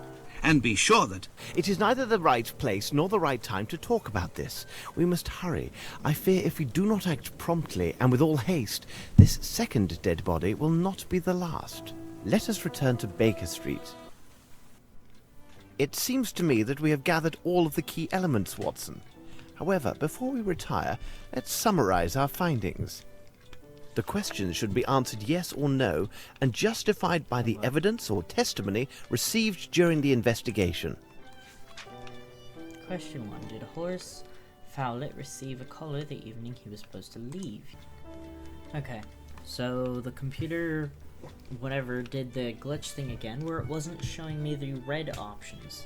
So we've gone through and we've answered, did Fowlett receive a collar the evening he was supposed to leave? Yes, according to the neighbor. The guests were in the ballroom at the time of the shooting, as according to Lestrade's report. Did the daughter have a good relationship? We said no, not really, because she was always gone, according to the assistant guy. Was Fowlett aware of the problems between blah and blah? Yes, because of his letter to Fowlett. Was anything missing? Yes, the pillowcase. Did someone enter through the window at Fowlett's house? Yes, because the window was propped open with a screwdriver and the footprints were size 10. And he wears a size 6. It is simplicity itself, Watson. Wow. We have answered all the questions. We shall examine the evidence acquired yesterday. A wood trinket, substance from Fowlett's washstand, and the gloves I found at Sherringford Hall. Well, I know whose gloves they are. They belong to the guy, the young... We shall examine the evidence acquired yesterday. A wood trinket, substance from Fowlett's washstand, and the gloves I found... Let me study this more closely. Let's examine it under the microscope. Under the microscope. Greasy We'll do that one substance. first. Very interesting. Okay. A very fine Oh. white cotton. With the magnifying glass. I recognize the style of this trinket. How? Oh, we just read a piece of paper. I'm not sure what it was. Series of numbers, a code. 111121. Blah blah blah. It's probably a code. Okay. This handwriting is identical to the writing on Monsieur de la Mazardiere's visiting card. Okay. Is that all? Is that all I needed to do? It is. Okay. I have frosted wheat mini wheats. I could not wait for you much longer. We have but a brief moment to discuss your notes before joining the inspector at Sherringford Hall. Poor Lestrade must have spent a terrible night.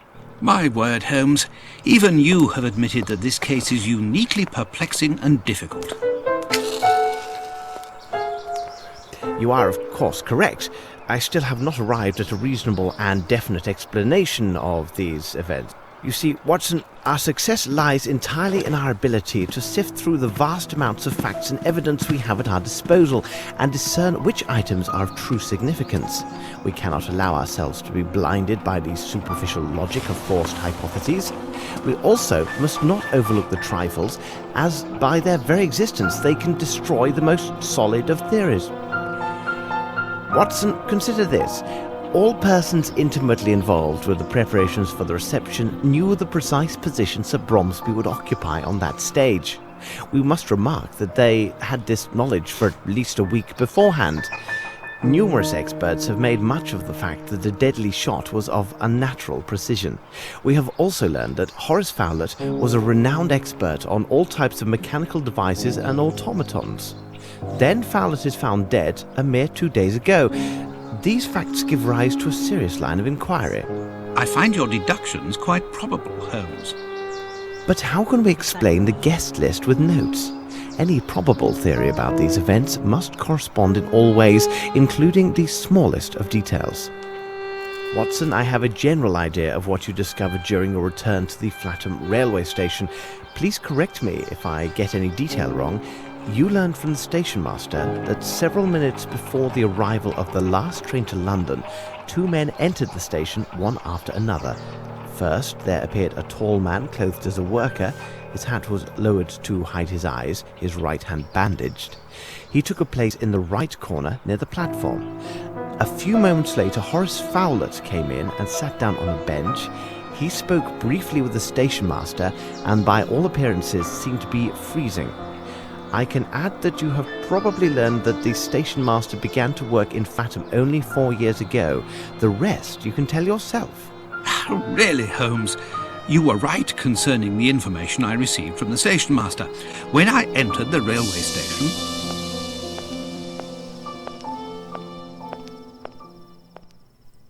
Oh, I'm supposed to play.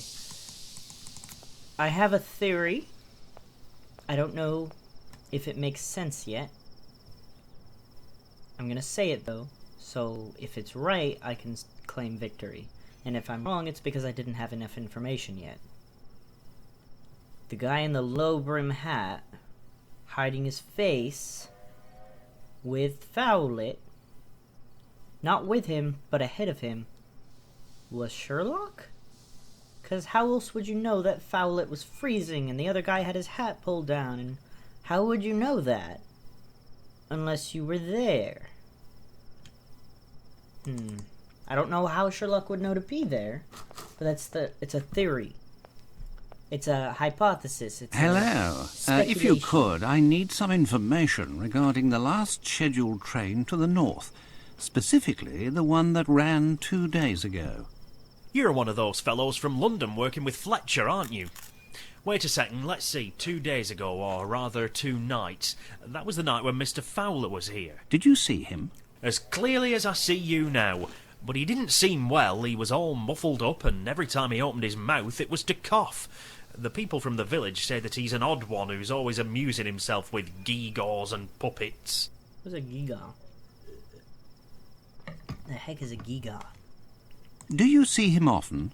No, I don't know him that well, because he didn't travel very often. I didn't think it was a good opportunity to make his acquaintance, but he wasn't able to say more than a few words without suffering a sudden coughing fit. It seemed he was travelling to the north. However, I cannot say with any certainty that he arrived there.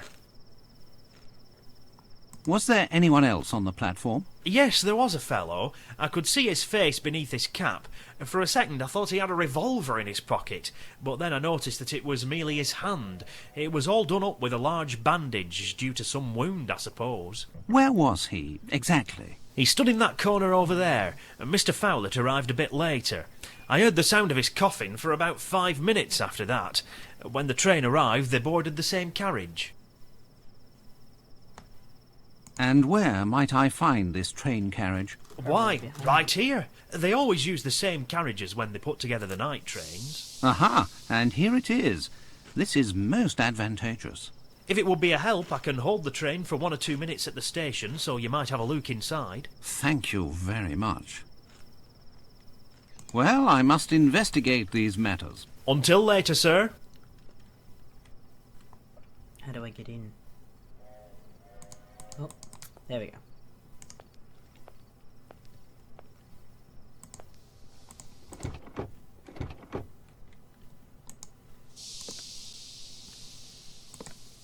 There is nothing of interest here. Why would I look at it then? Am I gonna get locked on the train? That would be fun. It doesn't seem like that kind of a mystery, though.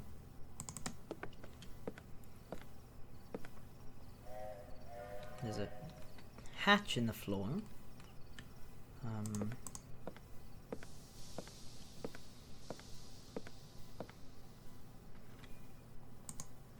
Someone has forgotten their cap, and I believe that hairs on it are red. Oh, there was red hair in the mustache scissors at the crime scene. Just want to make sure I don't miss anything. Seems as though there's nothing else to see. Oh, can I look in between each seat?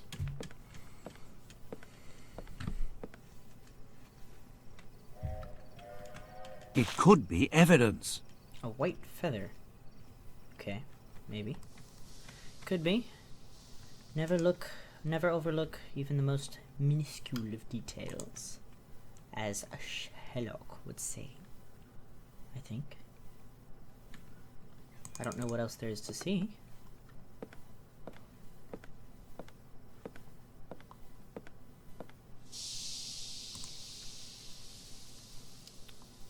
Ooh, something there. A Cherapaki cigarette. The same as Holmes found at Sherringford Hall. There's more in there. Oh, hello.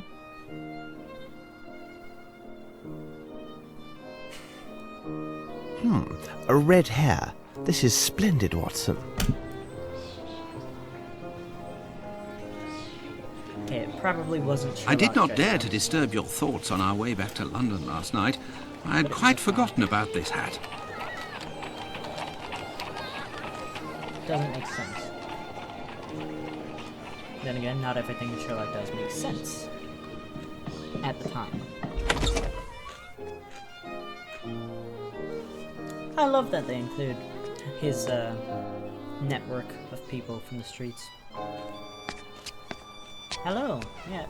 What can we do for you today, Mr. Holmes? Oh gosh, you're terrifying. Come near, Wiggins. That's a little awkward. Mind you look sharp. There'll be an extra guinea for the lad that finds him.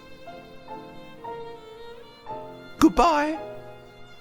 We must leave now, worst. Watson. Let us return to Sherringford Hall.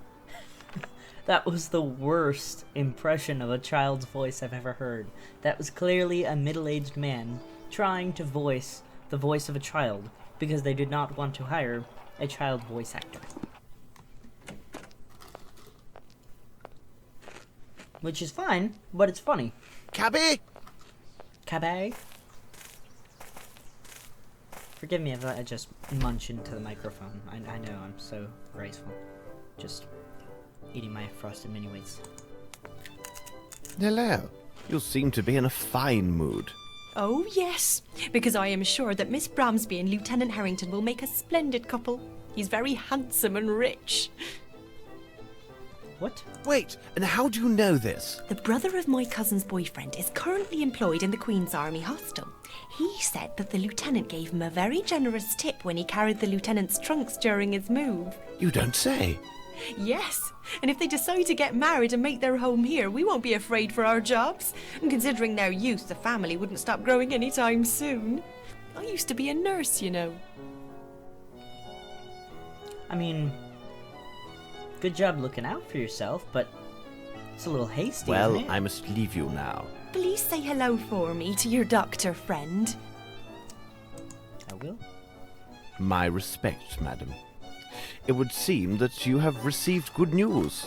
Oh, it's Miss Bromsby and her admirer, Lieutenant Harrington. It is wonderful to see love bloom despite such tragic circumstances. Have you ever met Wyatt Collins? The nephew of the late Sir Bromsby? Oh, I have seen him just a few times since I was hired at Sherringford Hall. He stopped visiting the hall because of a quarrel with his uncle, I think. How would you describe him? He was a very tall and slender young man with a bright red hair. He's not well mannered. Red hair, huh? Have you seen Inspector That could be Lestrade? a red hair. He is with Miss Bromsby and Lieutenant Harrington in Sir Bromsby's office. He's waiting for you. Thank you for your assistance, Miss Lambert. You are surely welcome. Hello, Mary. Hello, sir. Tell me, Mary, do you remember Wyatt Collins? Oh, he's a black sheep, that one is. He had a bad habit of stealing from the wine cellar at night. Then he was so saucy, he tried to pin it on the staff the next day. Can you imagine that? So you weren't fond of him, on the whole? He spoke ill of everyone. Why, I recall the day our master tossed him howling into the street because the blackguard dared to slander Mr. Grimble. Well, I will see you later, Mary. Goodbye. Very quickly. Oh, upstairs. Well, it's not Got too it. early. I've just informed Miss Bromsby about Mr. Fowlett. Besides, I told her about the notes that suggested Sir Bromsby's wish to amend his will in favour of Mr. Grimble. According to our solicitors, this new development does complicate the succession. Let's hope Mr. Bromsby's safe contains an official document which will allow us to see things more clearly. I do hope you've discovered the code, because I did not sleep well last night and I'm in no mood for riddles. I mean, I did get a code. I'm going to speak to some people, though.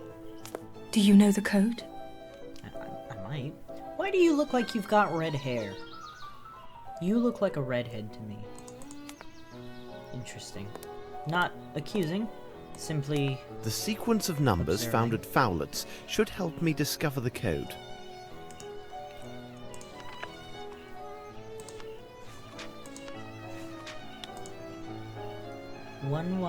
Okay.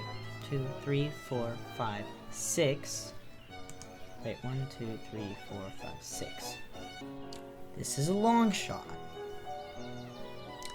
But I just backed up, and from a distance, the combination on the safe is different than what I just had it as. And I'm wondering, this might be cheating, but I'm wondering if that's the combination, and they just forgot to remove it. Like, if they accidentally made the combination in the background. If that's the case, it would be 3, 1, 2, 2, 1, 1. 3, 1, 2, 2, 1, 1.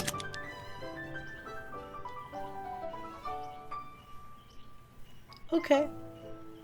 I'm very sorry that I did not break the code. I'm very sorry about that. Do I think this is phenomenal that the game accidentally forgot to take out the background of the puzzle being already solved? I feel bad about that. But it's not my fault, and I'm totally taking advantage of it. It is simplicity itself. Mm-hmm. I feel bad, but again, I don't feel bad, because I actually did try to solve it. I was fiddling with it, I was trying to figure out the code. I was trying to break the code, and then I noticed that, and I couldn't help myself to try it, and it worked. That's not my fault. Bank statements. This could be valuable evidence. What could this key open? Maybe that. Right there. I have no interest in this. In what? I have no interest in this. Key. I have no interest in this. Okay.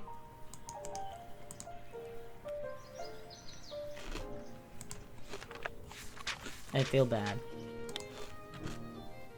Bank transfers to Sherman's Bank.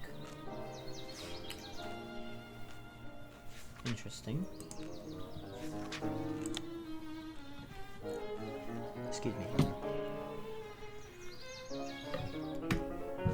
Sir, your attitude and your behavior in this affair that has set us one against the other is vile and contemptible. Abandon all thoughts about Fairfax Theatre and the soil on which it stands. You conduct yourself as a brisand, and a brisand always. Come to a bad end. Dwight Richards. Why is it written so poorly? I have a feeling that I should inspect this Fairfax Theatre. It appears to be Bromsby Enterprises territory now, and Grimble's office should be nearby.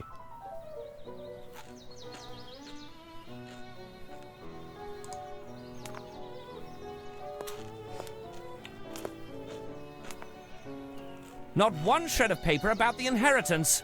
My superiors keep pressing on me, saying that we're going to a crisis in the city. For now, I'll check into this Richards character. What are your plans?